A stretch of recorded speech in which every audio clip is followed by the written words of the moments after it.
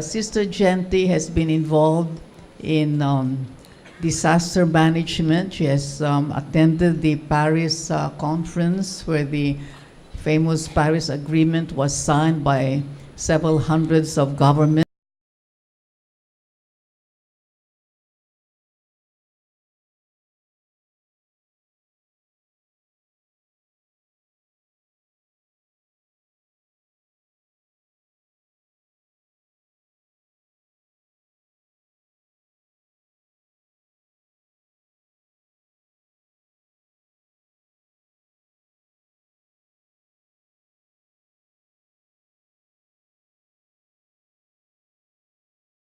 Glad to say, being a non-Catholic myself, that the Catholic Church has reached out so often to non-Catholics in the desire to create an ecumenical atmosphere in this country of ours.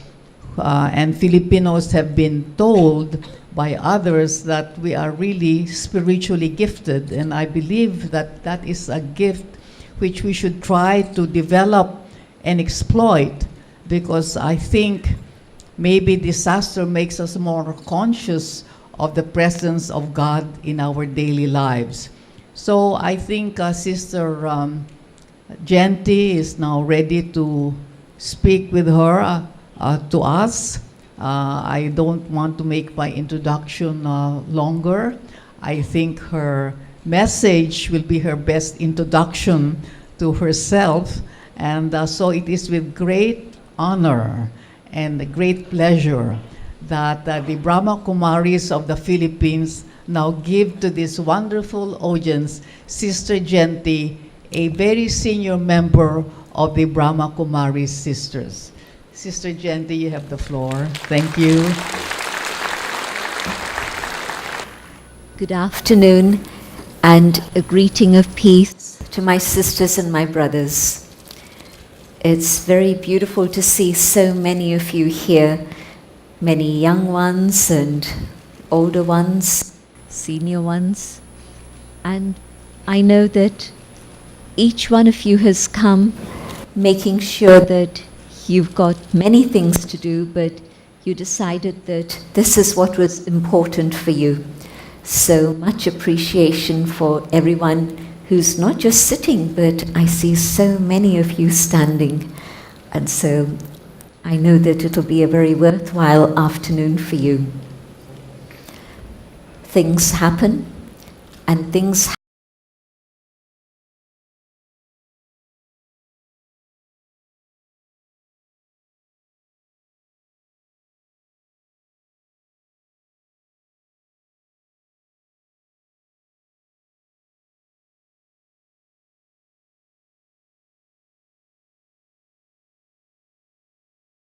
something that I've always seen here in this country. And so with faith and enthusiasm, yes, surely we can overcome all adversities, whether it's nature, whether it's other situations, but it's our inner strength that's going to be able to carry us through all of these things. You also heard the people who were being interviewed, and they happen to be people who are meditators. And so they were talking about this inner strength. So where does inner strength come from? Most times, if I look inside, probably I'll find a state of chaos, a bowl of noodles or spaghetti. Why? Because our thoughts are so tangled. We start thinking of one thing and then we go off into many directions, many strands, and everything gets a bit muddled. And after some minutes, I suddenly realize I was supposed to be concentrating on something else. Has that ever happened to you? I'm sure it has. And so, if I'm just going inside, just watching all of this, then probably I'll say, oh, it's going to be too difficult to do anything. Let me forget about it. Or sometimes another thing happens. the pain and sorrow that we carry is so strong that when we go inside, the first thing that we see is the sorrow. And maybe this is why we don't give ourselves time for silence. In fact, the world today is such that there's very little silence. Even at midnight, you can hear the traffic. At least in Manila you can. But most places around the world are quite similar. Even if you go down to the beach, somebody will put on their music and they'll think that they're entertaining everyone, but it's not a place of silence. So I can't find external strength from anything out there, because at a time of disaster, all the things out there are in total chaos. People are scared. Who's going to give me strength at that moment?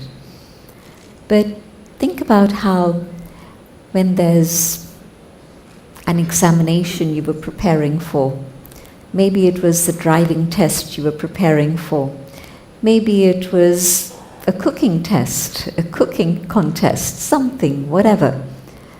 You don't think about preparing at that time. No way. You know that nothing can work at that time. What you do is, if you're interested in something, you prepare for it beforehand. You don't just cram your books the morning of the exam. Nothing will register. That's the reality. You prepare for it beforehand. In the same way, we know that it's a very turbulent time in the world, whether it's human-created disasters that keep happening. It's now the third time that France has been hit, but also things are going on everywhere. Not just one country, but it's a global situation. And then, of course, we've disturbed the harmony in nature to such an extent that the normal patterns of nature are no longer functional. In London, sometimes when it's supposed to be winter, the blossom starts coming on the trees around March. It's supposed to come out in April and May, but things go a little bit haywire, and so the blossom comes out early. But of course, the heat wave finishes in a week or 2 weeks, and then it's gone and it's cold, and so the poor blossom doesn't know what to do. Then, of course, the frost comes, and so everything turns brown. It's no longer the beautiful things that you saw, and never mind beautiful, but also food prices get affected because the harvest has been affected by the changes of climate. And so the whole story of disaster and all the things that keep happening in the world is just endless. But we know that this is the reality of the present time in which we live. And so what is sensible is to prepare. And yes, I know that there are many of you who are prepared in terms of physical preparation for disaster. And so all of that is absolutely essential. Yes, keep your stock of food, keep your light bulbs, keep your emergency kit, whatever it is, keep all of that ready. But at that moment when disaster strikes, although you may have done all the external preparations, what you'll realize is that you need to have made another preparation, which was an inner preparation. And it's that inner preparation that will help you at that particular moment. So I'm not here to talk about the external preparations. Many of you are experts in that, and you know more about it than I do. But what is the inner preparation? The inner preparation is to be able to bring my mind back to a state of calm and stillness. Is it possible? When we see the spaghetti bowl, we think it's not possible. But in fact, you know,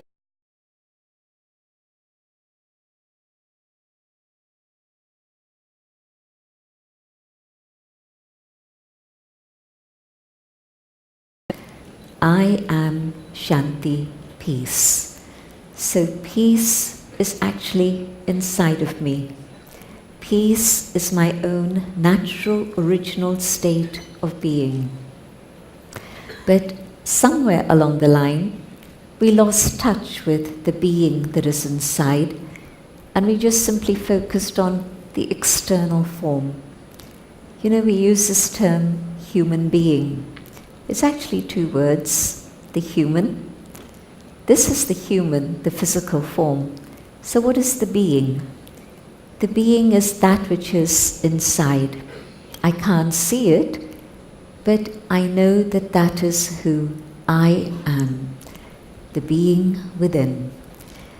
But my mind has got so associated with the physical form that I'm just engaged in things here on the external level without taking the time or understanding that I need to go on an inner journey. And so today we're going to talk about the journey inside, the inner journey, and how to be able to sort out that spaghetti and let my thoughts, instead of being a jumble, become clear and coherent, and even, I would say, simple.